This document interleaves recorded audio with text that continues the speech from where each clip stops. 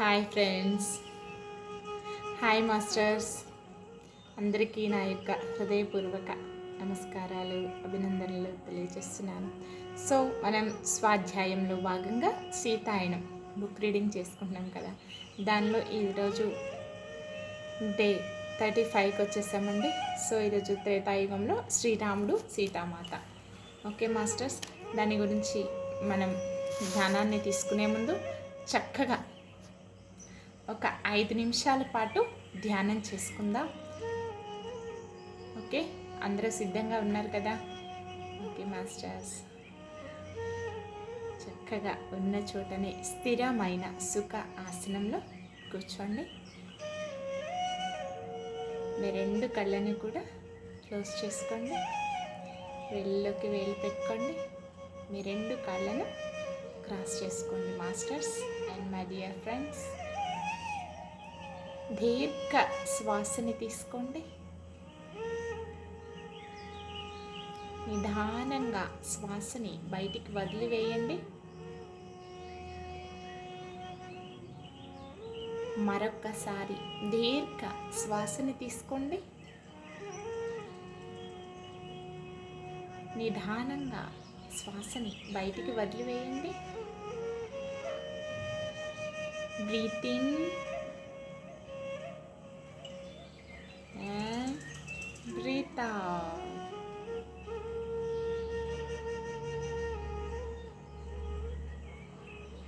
Okay,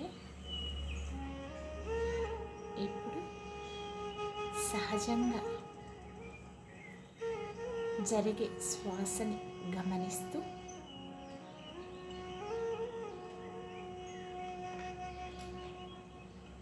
శ్వాసతో అనుసంధానమవుతూ ఈ కొన్ని క్షణాలు మనతో మనం ఉంటూ మనలోనికి మనం ప్రయాణిద్దాం.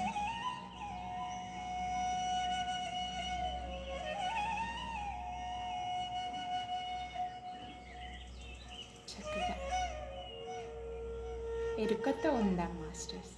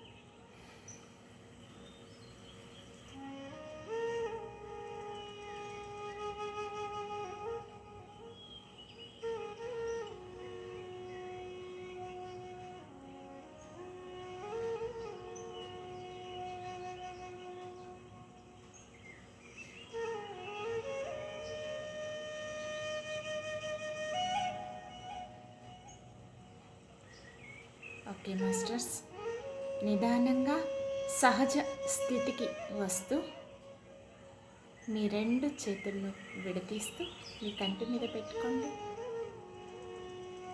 5 4 3 2 1 0.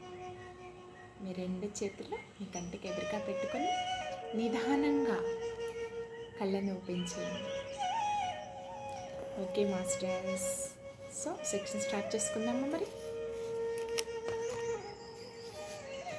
త్రేతాయుగంలో శ్రీరాముడు, సీత మాత మానవ పరిణామపు ప్రతి దశలోనూ గొప్ప ప్రేమను వాస్తవీకరించిన సాక్షాత్కారం పొందిన వారు ఉన్నారు. అయితే గత అవరోహణ త్రేతాయుగంలో మానవాళి ఆధ్యాత్మిక దర్శనం బలహీనపడుతున్నప్పుడు మానవ సమాజంలో ధర్మాన్ని పునాదిగా ఏర్పరచటానికి ఈ ప్రేమ మరింతగా వాస్తవీకరించవలసిన అవసరం ఏర్పడింది. అప్పుడు ఆ కాలంలో సంపూర్ణమైన పరిపూర్ణ సమతత్వంతో కూడిన మానవ ప్రేమను వాస్తవీకరించే లక్ష్యంతో శ్రీరాముడు, సీతామాత భూమిపై ప్రత్యక్షమయ్యారు. వారు సర్వస్వపు క్షేమం తప్ప మరేమీ కోరని అరుదైన నాణ్యమైన దివ్య ప్రేమను, ఉద్వేగాలు, స్వీయ ఆసక్తులు, కోరిక సొంతం చేసుకోవటం పైన ఆధారపడని దానిని మానవాళి భూమిపై సాక్షాత్కరించే సంభావ్యతను చేసి చూపారు. భూమి లేదా మానవాళికి ఒక పరిణామపు గెంతు అవసరమైనప్పుడు విశ్వాన్ని రక్షించి పురోగమింపజేసే దివ్య చైతన్యపు కోణం ఆ క్రమంలో తోడ్పడటానికి భౌతిక రూపంలో జన్మ తీసుకుంటుంది అని చెప్పబడింది. ఆ దివ్య చైతన్య సంరక్షణ అంశ నారాయణుడు లేదా విష్ణువు అని, దాని స్త్రీ రూపాన్ని నారాయణి లేదా మహాలక్ష్మి అని తెలుపబడింది. శ్రీరాముడు, సీతామాతలు ఆ దివ్య చైతన్య అంశాల రూపాలు అని భూమి పరిణామ మార్పును నిర్దేశించటానికి మానవాళి మరి భూ సమూహపు నక్షత్ర కేంద్రం అయస్కాంతం నుంచి దూరంగా ఉన్న యాత్రలో దర్శించబోయే నూతన నాగరికత రేళ్లను కోవటానికై జన్మ తీసుకున్నారు అని సంప్రదాయం తెలుపుతుంది. సీతా భూమి లేదా సీతాలోకం అనే దానిలో నేను చిక్కుకొని ఉన్న నేలలలో శ్రీరాముడు మరి సీతామాతలు భూమి మీద ఉన్న కాలంలో ప్రకృతి లోకం అంతగా కల్లోలానికి గురి అవ్వకుండా మానవ సమూహాలు భూమిపైన ఉన్న ఇతర జీవరాశులతో కొంత ఐక్యతతోనే జీవించేవి. మానవ సమూహాలలో భూమిపై ఉన్న ఇతర జీవులతో కొంత ఐక్యతతోనే జీవించేవి. అయితే మానవ జనాభా పెరిగి తన భూభాగాన్ని విస్తరించుకోకుండటంతో ఇది మారుతి సహజ పదార్థాలు కోల్పోబడి, అంటే మన ఈ భూమి విస్తరించడంతో పాటు కొంత మార్పు సహజ పదార్థాలు కోల్పోబడి నేను జనక మహారాజు పట్ల ప్రగాఢ గౌరవాన్ని పెంపొందించుకొని ఆయన చేపట్టిన ఉన్నత కార్యక్రమాలకు తగిన గుర్తింపు పొందలేదు అనుకునేదానిని. మన నాగరికతకు అవసరమైన నమూనాలలో కొన్నింటిని ఆయనే ఏర్పరిచాడు. తరువాత వాటిని శ్రీరాముడు ప్రాచుర్యంలోనికి తెచ్చాడు. మిథిలలో ప్రారంభించబడినవి అయోధ్యలో పెంపొందించబడ్డాయి. జనక మహారాజు పట్ల శ్రీరామునికి గల కృతజ్ఞత గౌరవాలు నన్నెంతో కదిలించాయి. అయోధ్య మిథిలల మధ్య వివాహానికి గల గాఢ అర్థం స్పష్టమైంది. నాగరికత వికాసానికే అయోధ్య శక్తి సామర్థ్యాలు మిథిలలోని జ్ఞాన వివేకాలతో ఏకమైతే ధర్మంపై ఆధారపడిన సమాజం స్థాపించబడుతుంది. సీతామాత మిథిలలో గ్రహించిన జ్ఞానమంతా అయోధ్య అభివృద్ధిలో నిర్దేశకత్వం చేసింది. పశ్చిమ దేశాలలో ప్రజాస్వామ్య బీజాలు ప్రాచీన గ్రీకులో నాటబడ్డాయి అని చెప్తారు. కానీ ఈ పశ్చిమ కేంద్రిక దృష్టి ప్రపంచములోని మిగిలిన భాగాలలో తొలినాళ్లలో జరిగిన దానిని పరిగణించలేదు. ప్రజాస్వామ్య బీజాలు గ్రీకులో కంటే సహస్రాబ్దాల ముందే మిథిలలో నాటబడి ప్రాణం పోసుకున్నాయి. అందువలనే ఆధునిక భారతదేశం ప్రపంచములోనే అతిపెద్ద ప్రజాస్వామ్యముగా శక్తివంతంగా విరాజిల్లుతోంది. ఆధ్యాత్మిక జ్ఞానం తగ్గిపోయినప్పుడు భవిష్యత్తు మహారాజులు శ్రీరాముని కాలంలో రావణునిలాగా అధికారం కోల్పోవటానికి జనక మహారాజు దర్శించారు. ప్రజల కొరకు స్వపరిపాలనను అభివృద్ధి చేయవలసిన అవసరాన్ని ఆయన అర్థం చేసుకున్నారు. అందువలననే ఆ విషయాలను ఆచరణలోకి తేవటానికి గ్రామ సంఘాలను ఏర్పాటు చేశారు. ఈ ఆలోచన నమూనాలే మానవ శరీరాన్ని నిర్దేశించాయి. సామూహికంగా స్వీకరించబడి మరింత పరిణితి చెందిన జీవ రూపాలకు దారితీసే ప్రయోజనకర ఆలోచన నమూనాలను ఏర్పరచటం అవతార మూర్తుల మరి గొప్ప అధినేతల పాత్రలలో ఒకానొకటి. చరిత్ర యొక్క ఆ స్థితిలో అంతరావబోధ నైపుణ్యం తగ్గి హేతువాదం పెరగటం నేను కూడా గమనించాను. మానవాళి బయట వైపు కేంద్రీకరించే కొద్ది అంతర్లోకాలతో బంధం బలహీనపడింది. దేవీ దేవతలను సూర్య కిరణాలలోనూ చంద్రుని నీడల్లోనూ నీటి నుంచి వచ్చే పొగ మంచులోనూ పాక్షికంగా దర్శించటమో లేదా భావించటమో చేయగల అతి కొద్ది మందికి తప్ప మిగిలిన వారికి కనిపించటం ఆగిపోయింది. నెమ్మదిగా అది సంగ్రహణాలుగా లేదా మూఢ విశ్వాసాలకు చెందిన అంచనాలుగా మారటం పెరిగింది.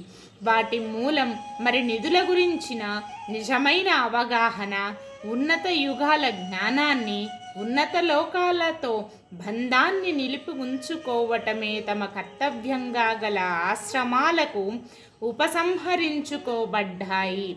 అందుకే ఆ విద్యా సంస్థల స్థాపన కొనసాగింపులకు అంత ప్రాధాన్యత ఉంది. సుదీర్ఘకాలం వెనుక శ్రీరాముడు సీతామాతల జీవితాలలో సంభవించిన దానిని ప్రతి యుగపు గ్రాహ్యత స్పందనలను బట్టి అవగాహన చేసుకోవలసి ఉంటుంది. ఆ కథలను ఘనీభవించిన కాల దృష్టితో చెప్పకూడదు. మారుతున్న మానవ పరిస్థితులకు అనుగుణముగా సజీవ రూపాలలో మాట్లాడుతున్నట్లు ఉండాలి. మానవ బాహ్య విషయాలలోనే కాక అంతర్ విషయాలలోనూ కూడా అర్థం చేసుకొని ఆ అదృశ్య తలాలలో ఏం సంభవించటం వలన ఈ బాహ్య చర్యలు వ్యక్తీకరించబడ్డాయో తెలుసుకోగలగాలి. అది ప్రగాఢ బోధన. ఈ చారిత్రక కథ యొక్క అనేక కథనాలు శ్రీరాముని బాహ్య విజయాల గురించి తెలియచేస్తాయి తప్ప శ్రీరాముడు సీతామాతలు నిజంగా చేసినది వారు మానవ మనుష్యులు హృదయాల పరిణామాన్ని నిరంతరం నిర్దేశించటం కొనసాగిస్తున్నారన్నది వెలుగులోనికి రాలేదు. నారాయణుడు నారాయణీల అవతారాలుగా సృష్టిని రక్షించటం, బాహ్య అంతర్లోకాలను వికసింపచేయటానికి తోడ్పడటం, వాటి స్వీయ వినాశనాల నుంచి నిరోధించటం, సృష్టి యొక్క దివ్య శక్తుల సమన్వయ సమ్మేళనం బ్రహ్మణిలోను రూపాంతరీకరణ శివ పార్వతిలోను తోడ్పడటం వారి ముఖ్య బాధ్యత. కనుక వారికి మానవ రూపం ఉన్నా లేకపోయినా వారి ఉనికి నిరంతరం కొనసాగుతూనే ఉంటుంది. ఇదండి. మరి ఇంకొకటి మాత యొక్క సందేశం. ఇప్పుడు మనం కూడా ఒక యుగం నుంచి మరొక యుగానికి మార్పు చెందే కాలంలో ఉన్నాం. కనుక శ్రీరాముడు సీతామాతల కథనం ప్రత్యేక ప్రాముఖ్యత సంచరించుకుంది. మానవాళి అంతర్లోకాల పట్ల ఎరుకను, వాటిని చేరే మార్గాన్ని కోల్పోతున్నప్పుడు బాహ్యతతోనూ పదార్థ ప్రపంచపు అభివృద్ధితోనూ వెలువెత్తబడే రోజులు మానవాళి ముందుకు రావటం మొదలైనప్పుడు వారు ధర్మం గురించిన జ్ఞానాన్ని రక్షించటంలో తోడ్పడటానికై భూమిపై ప్రత్యక్షమయ్యారు. మన సమకాలీన ప్రపంచములో ఈ కాలంలో మన భౌతిక పర్యావరణాన్ని వినాశనానికి చేరువ చేసిన దశలో మనం ఇప్పుడు అంతర్క్షేత్రంతో తిరిగి అనుసంధానం పొందాలి. ఆ అసమతుల్యతను సరిచేసుకోవటానికి బాహ్య అంతర్లోకాల మధ్య మనం వారధి నిర్మించాలి. సీతామాత యొక్క అత్యవసర సందేశాలలో ముఖ్యమైనది భూమి పట్ల, దానిపైన గల సర్వజీవుల పట్ల ప్రేమను కలిగి ఉండటం. ఈ ప్రేమ ద్వారా మనం మన ప్రపంచాన్ని కేవలం భూమినే కాక మొత్తం విశ్వమంతటినీ నడిపించే నియమాలను చలనంలోకి తెచ్చిన దివ్య శక్తులను గౌరవిస్తాం. ఇప్పుడు మనం పరస్పరము అనుసంధానత మరి పరస్పర ధారిత వంటి సంచలన పదాలు వినటం సర్వసాధారణం అయ్యింది. కానీ ఆ విశ్వ నియమాలు నిజమైన అర్థం, సమాచారం మన చైతన్యానికి, ప్రవర్తనకు అందిద్దాం. పరస్పర అనుసంధానత అనేది భూమికి, దాని జీవావరణ వ్యవస్థలకు మాత్రమే కాక గ్రాహ్య నక్షత్ర మండల శరీరాలన్నింటికీ ఎంత దూరములో ఉన్నప్పటికీ ఉనికిలోని ఉన్నత లోకాలకు, మానవ నేత్రాలకు కనపడని వాటికి కూడా వర్తిస్తుంది. సృష్టిలోని ప్రతి భాగము ప్రతి ఇతర భాగముతో అనుసంధించబడి ఉండి ప్రతి దానిని ప్రభావితం చేస్తుంది. మాత కాలంలోని ఋషులు మానవాళి కోసం సంరక్షించదలుచుకున్న జ్ఞానం ఇదే. అది తిరిగి పొందినప్పుడు మన విశ్వంలో మన స్థానం గురించి మరింత ఉన్నతంగా అవగాహన చేసుకుంటాం. సమాజం ప్రపంచం పట్ల తన పితృస్వామ్యపు ఇరుకైన దృక్పథాన్ని రూపొందించి సంపూర్ణంగా వాస్తవీకరింపజేయటానికి ముందే శ్రీరాముడు సీతామాతలు జీవించారు. అయినా వారి సాంప్రదాయ జీవన విధానం ఈ పూర్వపితృస్వామిక ధోరణిని ప్రతిబింబించదు. దానికి బదులు వారి జీవితాలు అనేక శతాబ్దాల తరువాత అభివృద్ధి చెందిన పితృస్వామ్యపు పట్టకం గుండా చూపబడ్డాయి. అందుకే సాంప్రదాయ వివరణలలో సీతా జీవితం గురించి చాలా కొద్దిగా మాత్రమే తెలుపబడింది.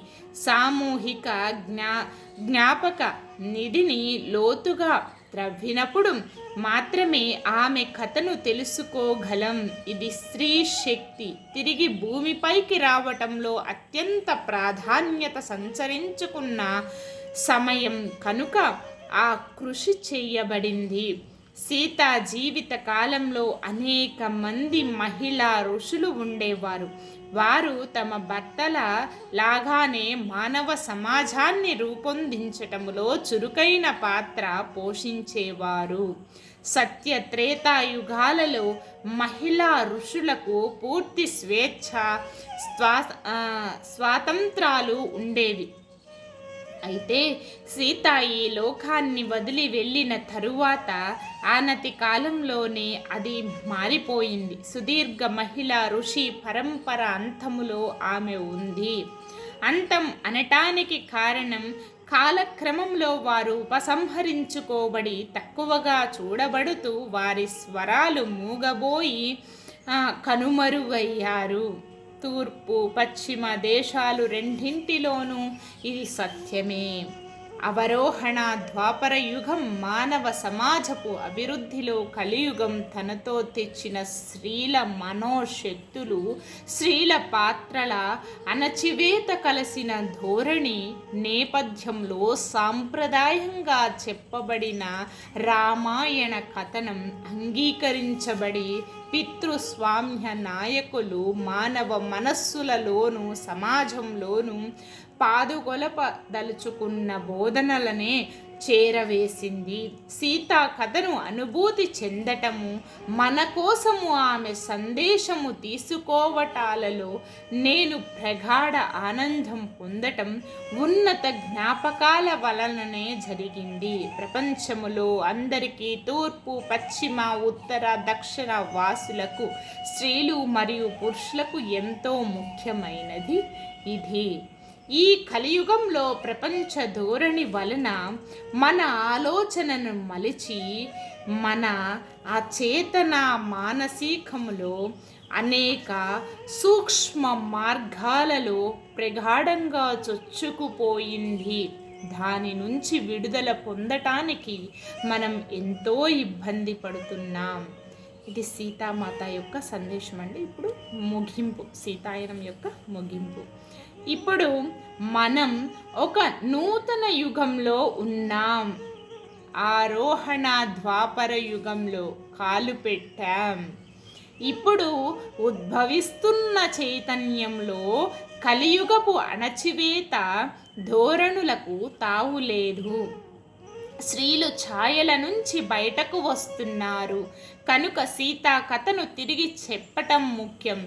సీతను బాధితురాలుగా, రెండవ శ్రేణి వ్యక్తిగా, ఇంకా చెప్పాలంటే ఉపపాత్రగా ఆరోపించి చూపబడిన దానిని మన సామూహిక చైతన్యము నుంచి తుడిచిపెట్టి ఆమెను ఆ వికాసపు కథనాన్ని రూపొందించటములో రామునితో సమానమైన భాగస్వామిగా చూడాలి. ఆ పాతకాలపు అభిప్రాయమైన కర్తవ్యం కొరకు ప్రేమ నుంచి విడిపోవాలి అన్న దానిని తీసివేయాలి. శ్రీరాముడు సీతామాతలు వాస్తవంలో ఎవరో తెలుసుకున్నప్పుడు కలియుగములో మన మనస్సులలో ఏర్పడిన సంకెళ్ళు త్రెంచివేయబడతాయి. శ్రీరాముని అనుంగు పత్ని శీలవతి అని ప్రాచుర్యంలో ఉన్నదానికంటే సీత చాలా భిన్నమైనది. ఆమెను ఆ విధంగా మాత్రమే చూడటం స్త్రీ పురుషులకు ఇద్దరికీ గొప్ప అన్యాయం. సీతను అంగీకత్వం గల భార్యగా మాత్రమే చూడటం అనేది అప్పుడు ఇప్పుడు మూర్తీభవించిన ధర్మం. ప్రేమల స్వరూపమైన శ్రీరాముని వాస్తవాన్ని త్రోసిపుచ్చటం. ఇందుకోసమైన ఆయన స్త్రీ రూపమైన నారాయణితో పాటు జన్మించింది. మానవ శరీరములో ఈ ప్రేమలు వాస్తవీకరించటానికి, మానవ పురోగతికి, లింగ సమానత్వపు అవసరాన్ని చూడటానికి వారు వచ్చారు. మానవాళి భవిత్వం, మానవ మనస్సు హృదయాల అభివృద్ధిపైన వివేచన, న్యాయ బద్ధతలు అలవరుచుకోవటం పైన, వ్యక్తిగత బాధ్యతను స్వీకరించటం పైన ఆధారపడి ఉంది అని వారు గుర్తించారు.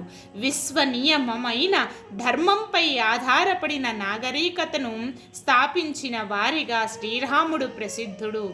ఈ ధర్మపు హృదయం ఏమిటి? ప్రేమ. విశ్వం నియమాలను చలనంలో ఉంచేది ప్రేమయే. ప్రేమ అయస్కాంత గురుత్వాకర్షణ క్షేత్రాలను కలిగి ఉన్న పాత్ర. సర్వ వాస్తవీకరణలకు, వాటి చలనాలకు వాస్తవీకరించబడిన ప్రతిదీ క్రమంగా అంతిమ వాస్తవమైన శూన్యంలోకి తిరిగి చేరే విధంగా రూపాంతరీకరించటానికే కారణం ప్రేమ యొక్క శక్తియే. శ్రీరాముడు, సీతామాత పరస్పరము తమ సామ్రాజ్యములోని ప్రజలందరి పట్ల, అరణ్యములోని జీవరాశుల పట్ల, స్వయముగా భూమాత పట్ల, సుదూరంగా ప్రకాశించే నక్షత్రాల పట్ల ప్రదర్శించిన ప్రేమ ఇదే. ప్రేమ లేకుండా ధర్మం లేదు, ప్రేమ లేకుండా న్యాయం లేదు. సృష్టి సర్వస్వాన్ని నేసింది ప్రేమయే. ఆ ప్రేమను భూమిపైకి తెచ్చి భౌతిక తలంపైకి ఈ దివ్య లక్షణాల్ని జాగృతీకరించి వాస్తవీకరించటము శ్రీరాముడు, సీతామాతల లక్ష్యం. దాని వలన అది మనం ఇంకా సాధించవలసి ఉన్న భవిష్యత్తులో అందరికీ నమూనాగాను, ఆ భవిష్యత్తుకి పునాదిగాను ఉంటుంది. వారి జీవితాలకు ప్రేమయే మూలం. వారి చర్యలన్నింటినీ నిర్దేశించింది ఇదే. నిర్దేశించింది ఆ ప్రేమయే. ఇప్పుడు మనకు వారి సందేశం కూడా ఇదే. శ్రీరాముడు, సీతామాతల కథను తూర్పు, పడమర దేశాలలో లోతుగా పరిశీలించవలసిన అవసరానికి కారణం, వారు మానవ చరిత్రలో ఎప్పుడో ఒకసారి ప్రత్యక్షమయ్యి చారిత్రక రూపాలు కాదు, లేదా పురాణాలలో కనిపించే విగ్రహాలకు సంకేతం కాదు. వారు మానవ జాతిని నిర్దేశించటానికి కొనసాగే సజీవ వాస్తవులు. వారు ప్రజలకు ప్రత్యక్షమవ్వటం, సందేహాలు ఇవ్వటం, ఆశీర్వదించటం, ఉన్నతీకరించటము, భూమిని ప్రేమతో ముంతెచ్చటము కొనసాగిస్తారు. నేను ఆ ప్రేమను అనుభూతి చెందాను. వారి యొక్క ఆశీస్సులను పొందాను. ఈ పుస్తకములోని కథలను మీతో పంచుకోవటానికి కారణం, మీరు కూడా శ్రీరాముడు, సీతామాతలచే ఈ భూమిపైకి తేబడిన ఈ ప్రత్యేకమైన నాణ్యత గల ప్రేమను అనుభూతి చెందుతారని, భూమిపై దాని వాస్తవీకరణలో తోడ్పడుతారని. జై సీతారాం, జై మాత. జై సీతారాం, జై మాత. జై సీతారాం, జై మాత. జై సీతారాం, జై మాత.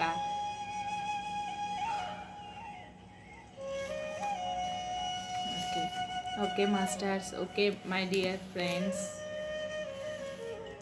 చక్కగా ఈరోజుతో సీతాయన స్వాధ్యాయంలో భాగంగా చక్కగా అందరి ఆదరణలతో ముగించుకున్నామండి. Okay, thank you master. చక్కగా క్లోజ్ చేసుకునే ముందు మనం 1 నిమిషం పాటు ధ్యానం చేస్తూ ఈ తెలుసుకున్న జ్ఞానం అంతా కూడా సీతామాత సందేశం ఏంటి, ముగింపు ఏంటి, అసలు ఈ కలియుగానికి దేని గురించి వాళ్ళు ఏమొచ్చారు, ప్రేమ ప్రేమ ప్రేమ ప్రేమని.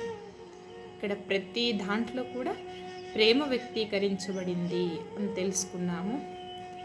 సో ఖచ్చితంగా ఎక్కడైతే ప్రేమ ఉంటుందో అక్కడ చక్కటి భవిష్యత్తు కూడా ఉంటుంది.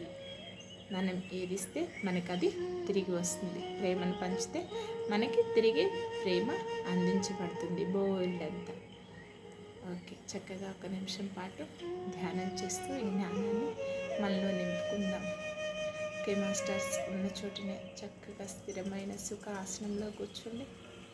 సహజంగా జరిగే శ్వాసని గమనిస్తూ, శ్వాసతో అనుసంధానం అవుతూ, ఎరుకతో ఉంటూ ధ్యానం చేద్దాం.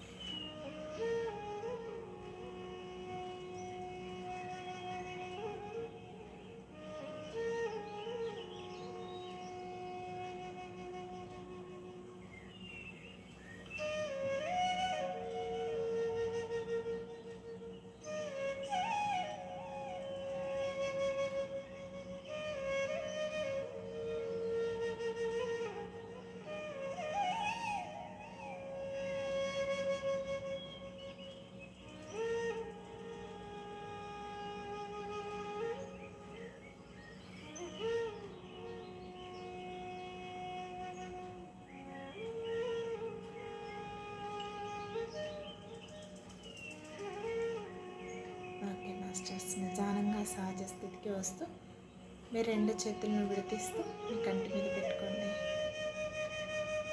5 4 3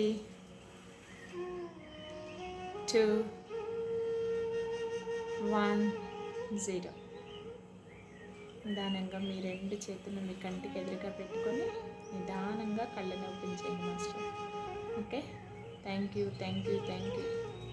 సీతాయనం డే 1 నుంచి కూడా ఈరోజు వరకు ఎవరు ప్రతి సెక్షన్ని సంపూర్ణంగా విన్నారో కమెంట్ చేయండి. ఎందుకంటే ఈ జ్ఞానం మనం తీసుకోవాలి కంపల్సరిగా. ఇప్పుడు మనకిది అవసరం, అందరికీ పంచాలి. ఇలా మనకి లింక్ తెలిసిందా, ఓపెన్ చేసామా, మళ్ళీ వెంటనే ముగించామా అన్నది కాదు. మొత్తం కంపల్సరిగా సెక్షన్ అంతా ఈ 35 డేస్లో ఒక్కొక్క రోజు ఒక్కొక్కటి మొత్తం చక్కగా వినండి, జ్ఞానాన్ని తెలుసుకోండి. అందరికీ ఈ సీతాయనం యొక్క జ్ఞానం అందాలని మనస్ఫూర్తిగా కోరుకుంటూ